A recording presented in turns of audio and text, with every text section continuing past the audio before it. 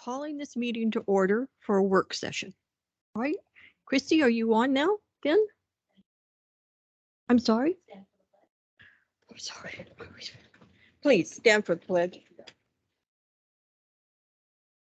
I pledge allegiance to the flag of the United States of America and to the republic for which it stands, one nation, under God, indivisible, with liberty and justice for all. Roll call, please. Mayor Mahler. Councillor Gerson. Present. Councillor Trask. Present. Councillor Gorley. Councillor Coleman. Present. Councillor Sanchez. And Councillor Richards. Present. Okay.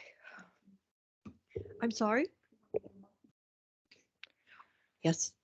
Can we, Except I think we do we need can't, to do that in we regular can't meeting? make a motion during a work session. I think we have to do that in regular session. Right? Okay, so now we can turn it over to you, right? Okay. Go All for right. it. Thank you, councilors, for coming today. The purpose of this meeting is to kind of make sure we're all on the same page when it comes to the city's quarry property. And so first off, I just I'll give a little history, talk about the current status of the property, a little bit about some of the conceptual plans that we have, and then I have some recommended actions, and then we'll be able to take any questions and have any discussion that you wish at this point. A lot of this may be familiar to you. We've discussed this a lot in the past, but and so bear with me if any of this is old stuff, but I just want to make sure we're not missing anything. Please. Oh. Mm-hmm.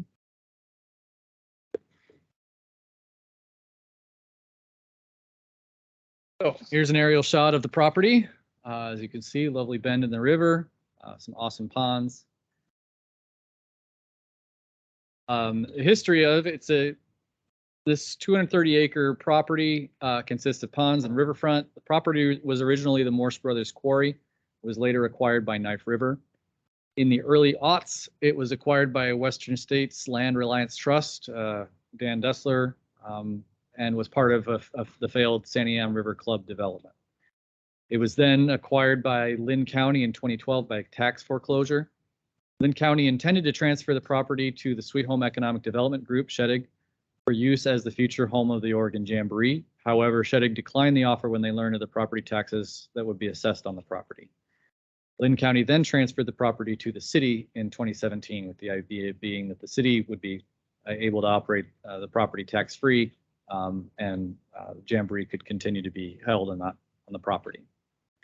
So given its history, it's been assumed from the very beginning that this would be the future home of the Jamboree.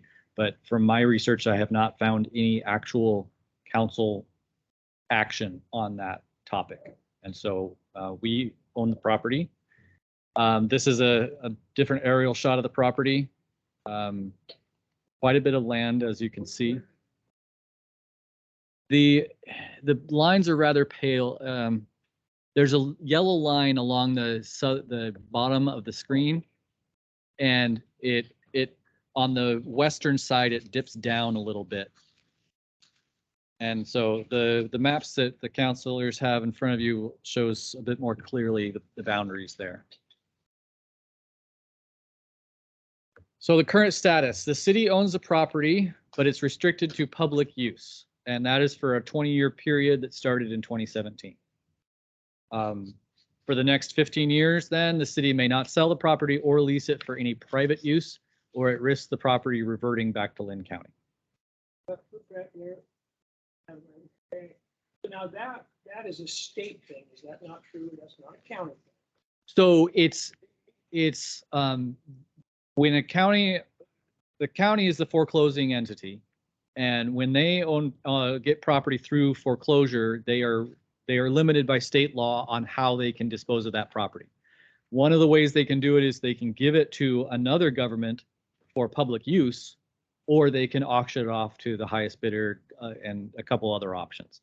One of the options they had recently with our deals with FAC is they gave part of their their property that's near our public works yard to FAC, because FAC is a nonprofit and there was some category under housing and things like that that they managed to fit that under.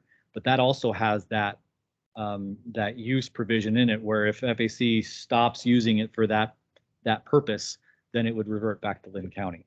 Similarly here. Yes. Yes. So public use, it can include commercial operations such as recreational facilities and concert venues. There are other cities that do this. The city could enter into a management or development agreements for the property as long as the actual use fits the legal definition of public use.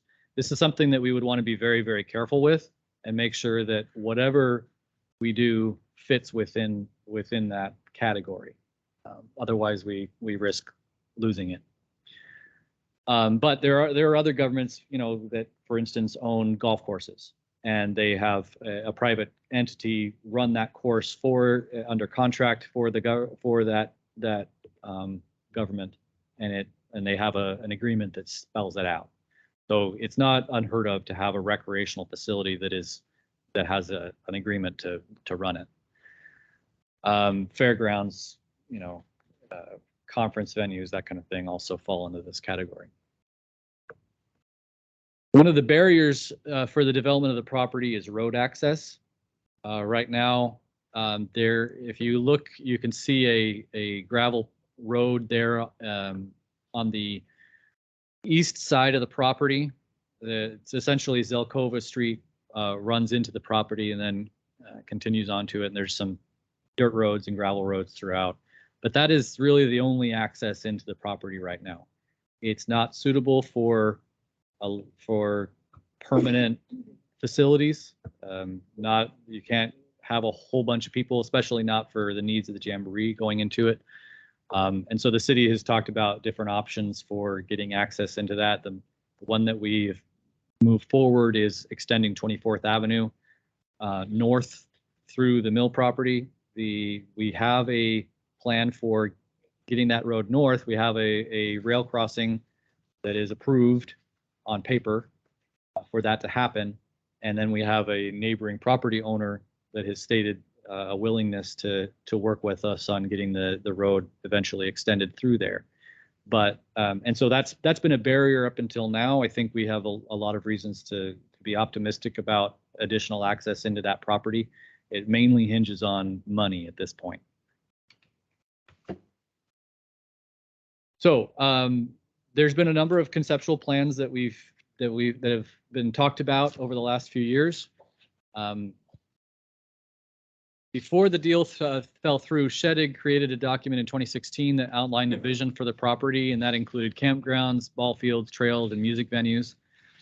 In the time since the city acquired the property, city staff have drafted some conceptual plans for the property. However, none of those plans has ever been officially presented to or adopted by the council. Staff have referred to the property as Quarry Park, but no name has been officially adopted.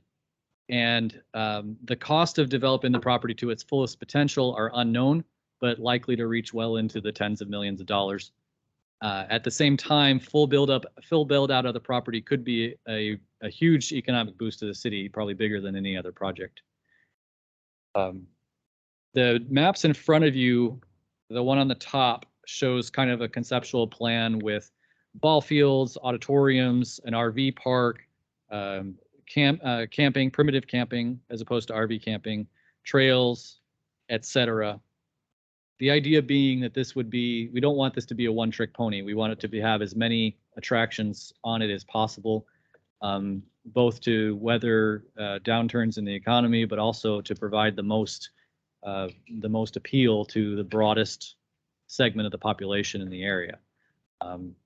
You could have sports tournaments there, music venues, festivals, you name it. We want to make it an option. Frankly, with the ponds and the river access, there's all sorts of possibilities there. So that didn't turn out well. Something happened in translation of the document. But those are the items you have in front of you. So in thinking about this one of the things that we discussed among staff last year was whether a partnership with a private entity would work out. And we did begin discussions with some local developers on how that could be shaped. We even put together kind of a draft. Ultimately, what it comes down to is what is a developer willing to do and what do they want for it? And what would the city have to give up and for how long? A project like that is, I mean, and like this is exactly why public-private partnerships exist. A P3 or a PPP, whatever you want to call it, it's an arrangement between two or more public or private organizations, typically involving private capital financing of government projects, followed by drawing revenue from users over the course of the contract. And so these are done for all sorts of projects, sometimes even wastewater treatment plants, or highways, or you name it. And you know, toll roads are a great example. You have a company that finances the building of a toll road or a toll bridge, and they have a contract that says for the next 40, 50 years or whatever, we get to charge tolls in this amount, and that helps us to recoup our investment. In this case, being a entertainment venue, you would probably attach it to the concert improvements that are made, or any RV park or camping spots that are developed.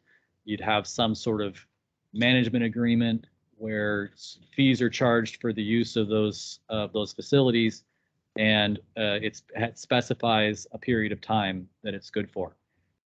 They can vary greatly from just the city gets a percentage of whatever the company makes, or it could be something as basic as, well, the company takes on the financing and charges the city some sort of rent for the city to manage it or utilize the facility.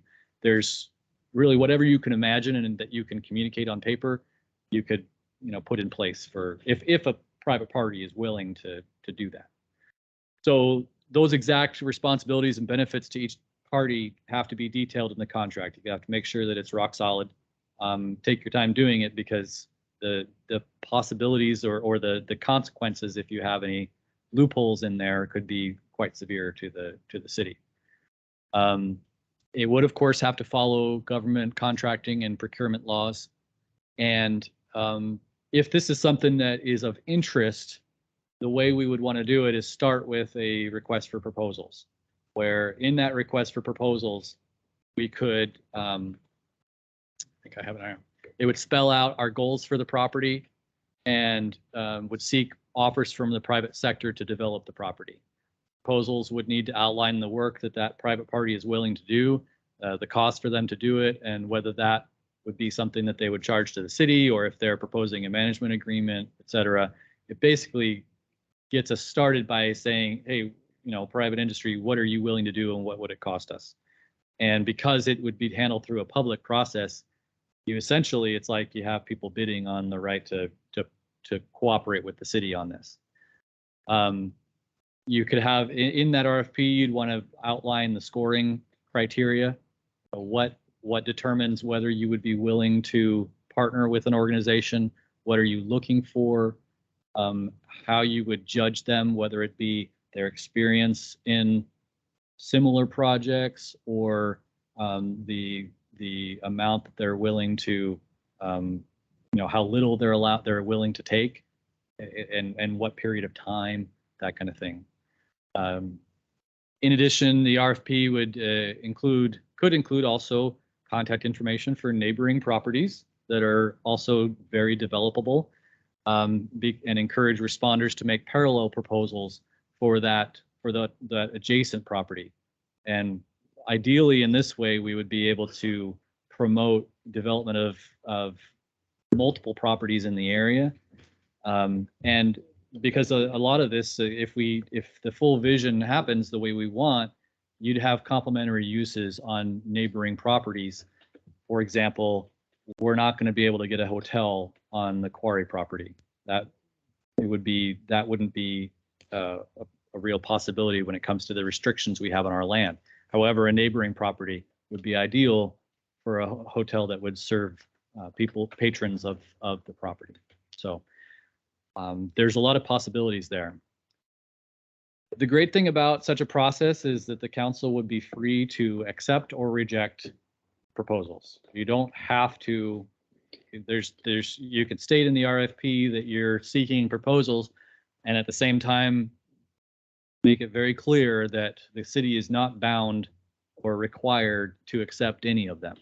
It's purely, if you see something you like and you like it, you can move forward with it. If none of the proposals make sense to you or don't seem to be a wise course of action for the city, you're free to reject all of them, and no harm, no foul. Even if the process if we went through a process like this and it didn't yield an actual contract or anything that would move us forward, the information alone would be helpful for staff and for the city, because you at least get the city's name out there. You make it clear that the city has an opportunity with this property, and you see really who's paying attention and who's willing to be a partner, and what it would cost. And maybe the cost is too high. We don't know, but you'd have the information, and that would be valuable as the city seeks to move forward. I would recommend that this not be a quick process. This is something that we would very much want to take our time doing and be very, very thorough in the RFP to make sure that we're not hurting ourselves and that we're not committing ourselves to anything that we're not willing to do. We don't want any accusations of unfair dealing or anything like that. The purpose of an RFP like this would be to be completely transparent and upfront about what the development opportunities are, what the city is willing to do, and to hear from private developers on whether they want to play ball with us.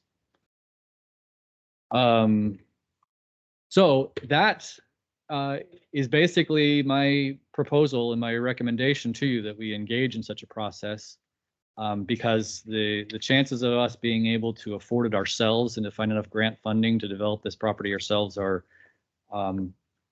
pretty slim. The city could, depends of course on political will and how much we're willing to pay, but this is something we could develop over time, certainly, if we chose to do it ourselves. And depending on how well the Jamboree does, there'd be some amount of cooperation from them, I'm sure. But when it comes to getting the property developed in a sooner than later, this would probably be the best course of action to take. But since none of this has really been put forward to you before for a decision, I would really like to hear your thoughts and whether you would be open to reviewing an RFP in the future to put out for this purpose. Council? I'm open to reviewing RFPs, but like you said, I'd like it to take our time to make sure we do it well.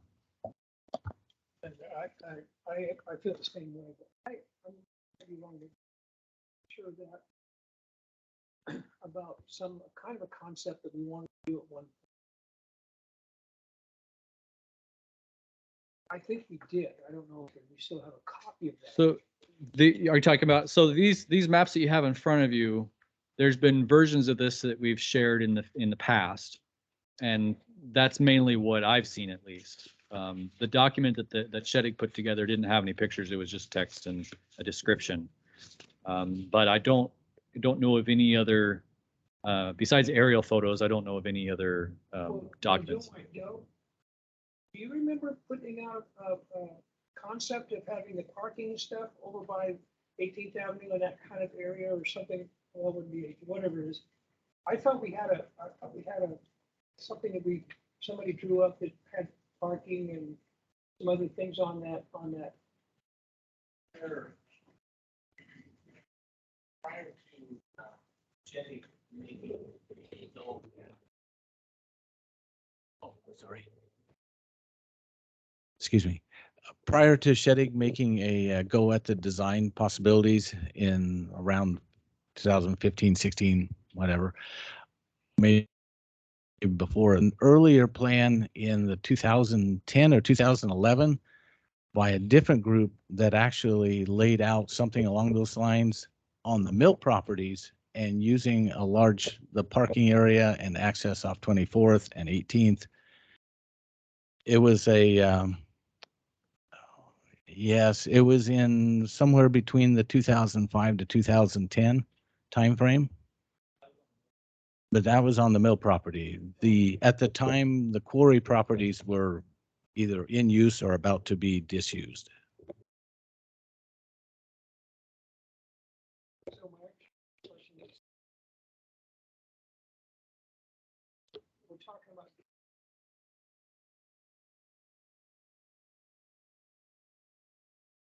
So is there a process that? I don't know how that.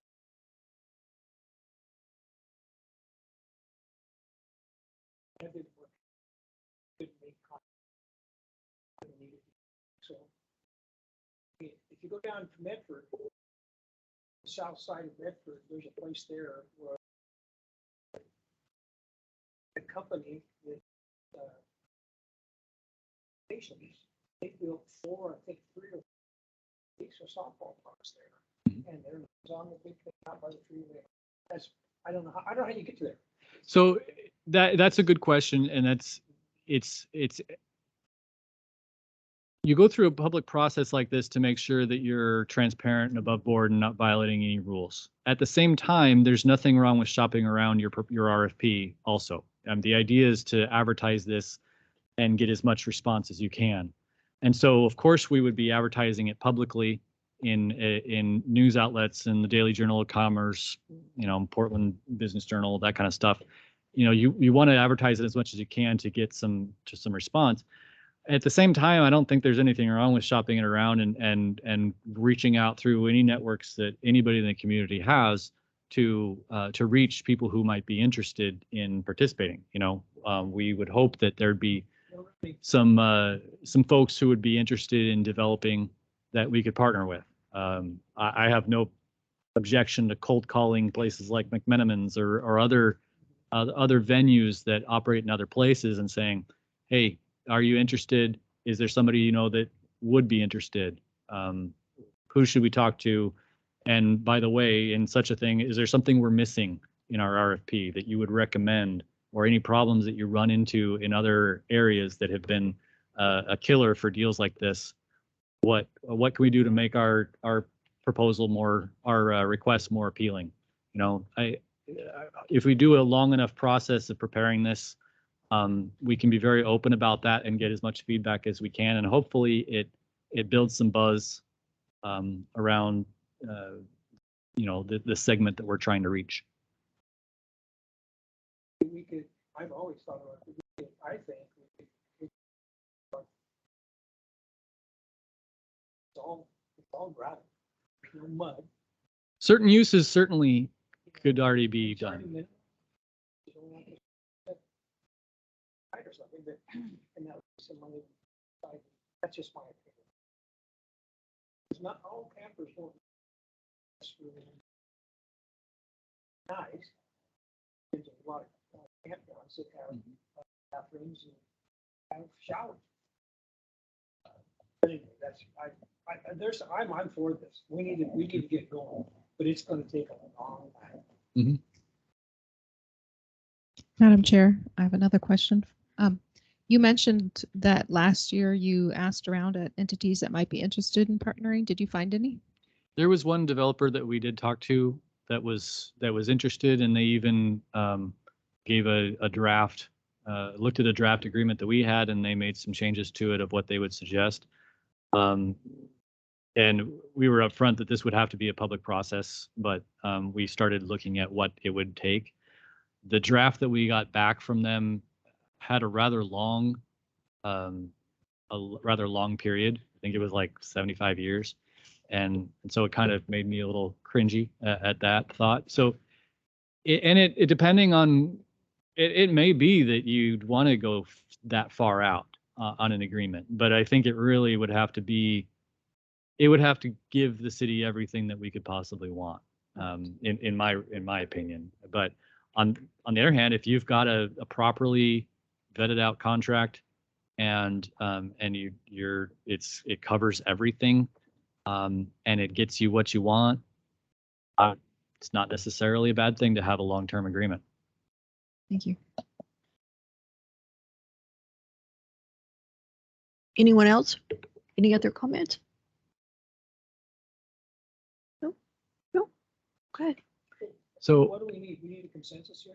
well, it's a work session, so I've heard kind of your thoughts on the matter. It sounds to me that the consensus is that you would like to review a proposed RFP, Well- and we can. Let's see. Dave? Well, I want to make sure that Sanchez, if you got anything to say, she needs to. It's been going on for a long time for some of us, and it's just, I'm glad that we're. Yeah. Yeah, I'm okay with this. Okay. Susan? Yes. Yes. Yes. All right. One final question. Are there any uses, the main uses of the property that I've brought up are concert venue, ball fields, primitive camping, RV camping. Are there any other uses that, or types of activities on that you would want to make sure were mentioned or explored? I would really like to maybe get a start with what we can afford. Mhm. If we could get the Collar Parkway.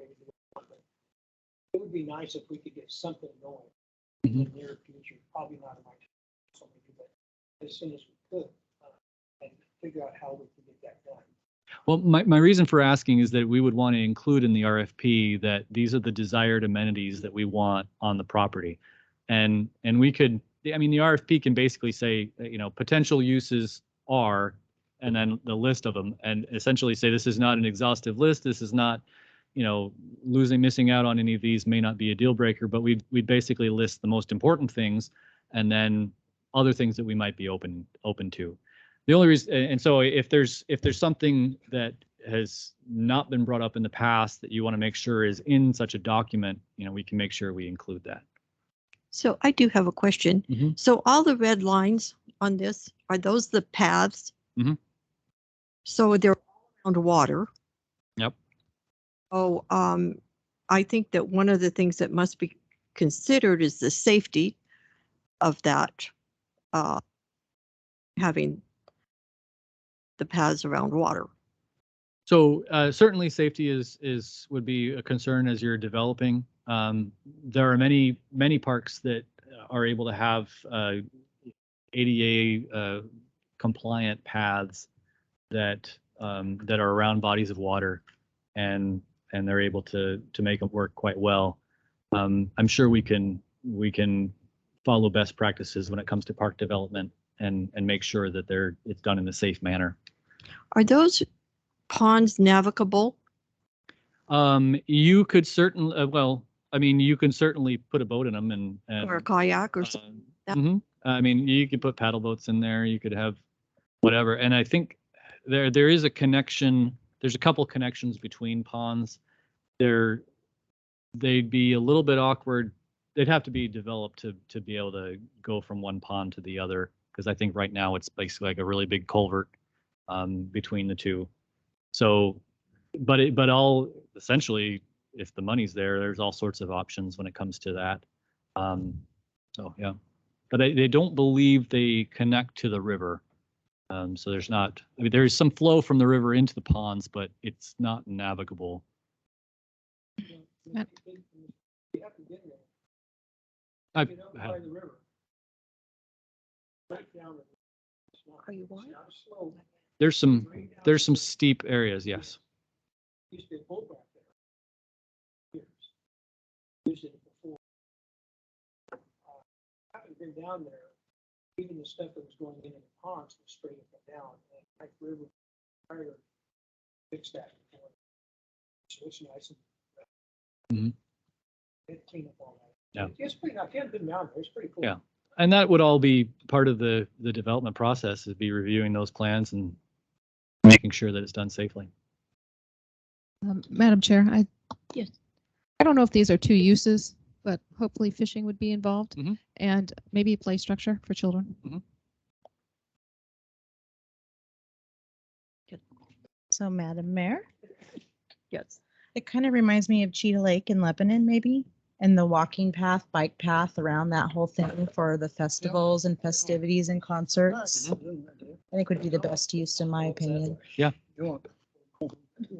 So if you had a boat ramp, though, there's no road down there. This doesn't show a road. where you- You mean a boat ramp like into the river? We're not, that, I mean, all options are on the table, but I wouldn't envision that being the ideal place for something like that. If you're going to have walking paths and things around the ponds and those recreational uses, you probably don't want trucks hauling boats, because there's other options for that. I'll give you the- That's not probably won't happen. Yeah. Well, there's that too. But on the other hand, if any proposal from private industry suggests having some sort of boat rental or anything like kayak rental that's right there for people to use on the ponds, that's certainly a good recreational use that could fit in well here.